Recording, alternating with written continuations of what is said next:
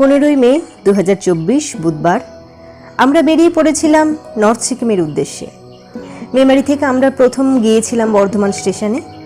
সেখান থেকে রাত 10:17 এর 13149 আপ কাঞ্চনকন্যা এক্সপ্রেস ধরে পরদিন সকালে আমরা নেমেছিলাম শিলিগুড়ি। সেদিনই পৌঁছে গিয়েছিলাম গ্যাংটক।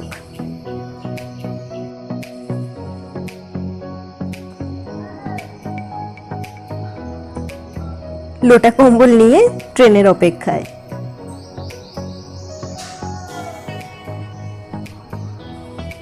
ব্যাস পৌঁছে গেলাম বর্ধমান।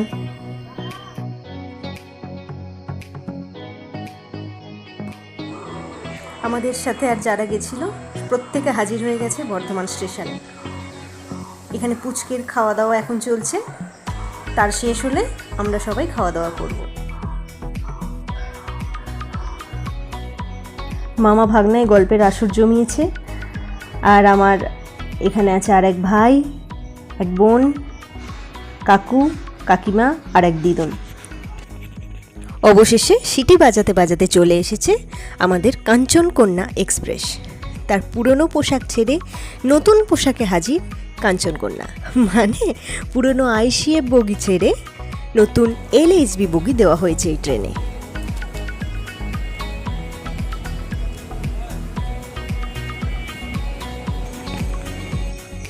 আমরা এখন ট্রেনে উঠে পড়েছি, কিন্তু বর্ধমান থেকে এত প্যাসেঞ্জার উঠেছে যে এত ভিড় হয়ে গেছিল আর ভিডিও করতে পারিনি ভিতরে, বিশেষ করে বাচ্চা নিয়ে না।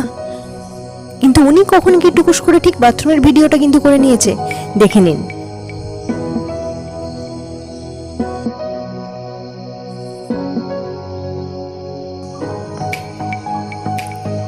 চা বাগান শুরু হয়ে গেছে, তাই ট্রেনের জানালা থেকে একটু তুলে ধরার চেষ্টা।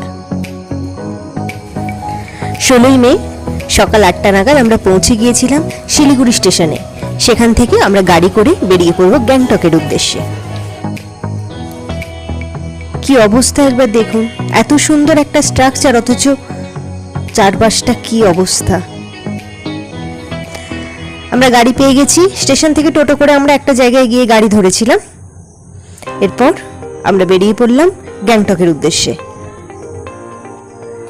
দুপাশে ঘন সবুজের বুক চিরে আমাদের গাড়ি এগিয়ে চলেছে তার লক্ষ্যে, আর আমরা গাড়ির ভিতরের যাত্রীরা অপলক দৃষ্টিতে প্রকৃতির স্বাদ আস্বাদন করতে করতে ছুটে চলেছি আমাদের গন্তব্য গ্যাংটকে।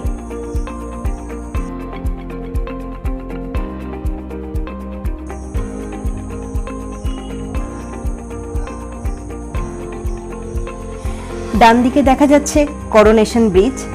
এটা তিস্তা নদীর উপরে অবস্থিত, দার্জিলিং আর কালিম্পংকে যুক্ত করেছে। এটাকে সেবক সেতুও বলা হয়। আমরা দাঁড়িয়ে পড়েছি আমাদের লাঞ্চ সেরে নেওয়ার জন্য।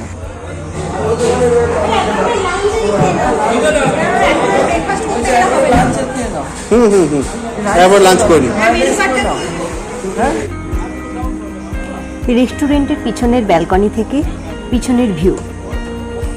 ওই যে দূরে গাড়িগুলো কিরকম যাচ্ছে দেখুন, মনে হচ্ছে না ছোট্ট ছোট্ট টয় কারগুলো ছুটে যাচ্ছে। এখানে ঘোর ডিসকাশন চলছে কি খাওয়া হবে। অনেক আলোচনার পর অবশেষে আমাদের থালি এসে হাজির, যেটাই ছিল ভাত, ডাল, আলু ভাজা, উচ্ছে ভাজা, আলু পটলের তরকারি, আচার, সালাড, একটা বাঁধাকপির ঘন্ট মতো আর দই। তরকারিগুলো যে ঝাল ছিল না, সেই ঝালের মহিমা আমরা বুঝেছিলাম পরের দিন সকালে।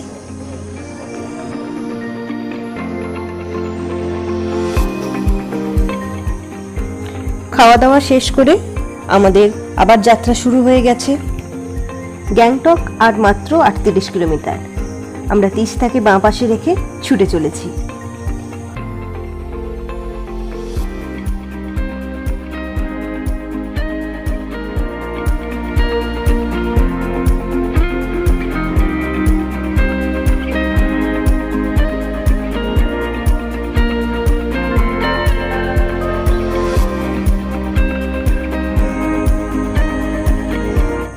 আমরা গ্যাংটক পৌঁছে গেছি।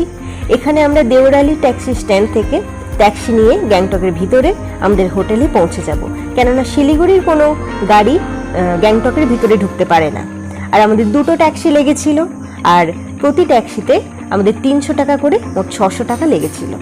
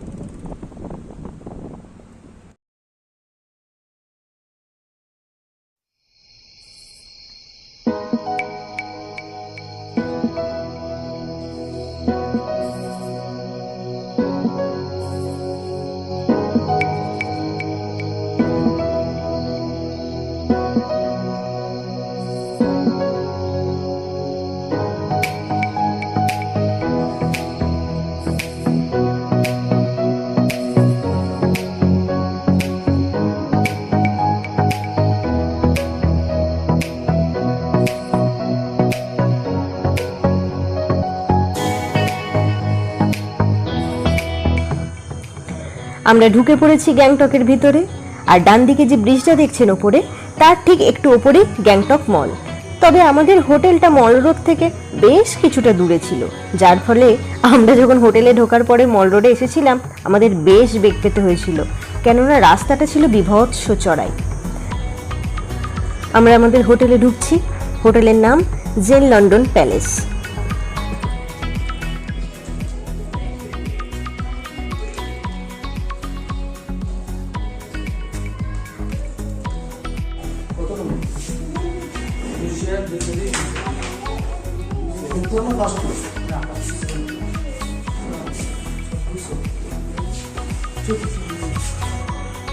বিকেলবেলা হোটেলের ছাদ থেকে অসাধারণ সুন্দর একটা ভিউ, কিন্তু বাদ সাধলো মেঘলা ওয়েদার। ওপাশের বাড়িগুলো দেখুন, দেশলাইয়ের ঠোঙার মতো, মনে হচ্ছে না কেউ এঁকে দিয়েছে। গ্যাংটকে আমাদের প্রথম দিনের আমরা যে রুমে আছি সেই যে হোটেলে আছি সেই হোটেলের রুম ট্যুরটা একটু শেয়ার করে দিই। যেটা একটা ব্যালকনি মতো আছে দুদিকে।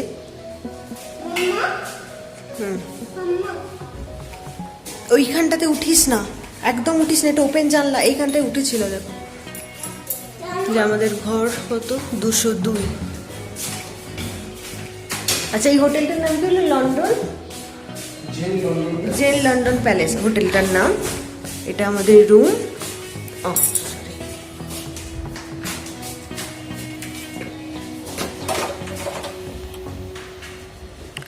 আচ্ছা, রুমের প্রথমে ঢুকেই একটা এখানে কাবার্ডের মতো আছে। এর মধ্যে ব্ল্যাঙ্কেট দেওয়া আছে। আচ্ছা, দুটো হ্যাঙ্গারও আছে। এখানে আমরা আমাদের লাগেজ রাখতে পারি, যদিও এখনো রাখিনি, আমরা ছড়িয়ে ছিটিয়েই একটু রেখেছি সবাই।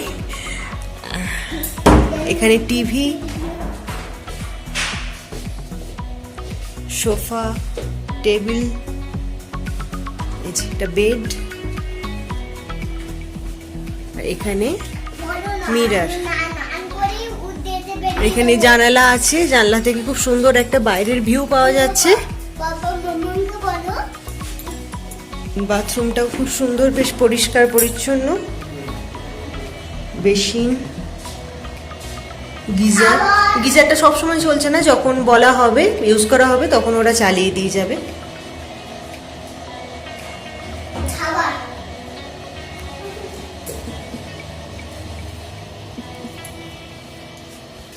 বেডের পাশে একটা ছোট্ট সাইড টেবিল, ইলেকট্রিক কেটেল রাখা আছে, যদি গরম জল করার হয় করে নেওয়া যাবে।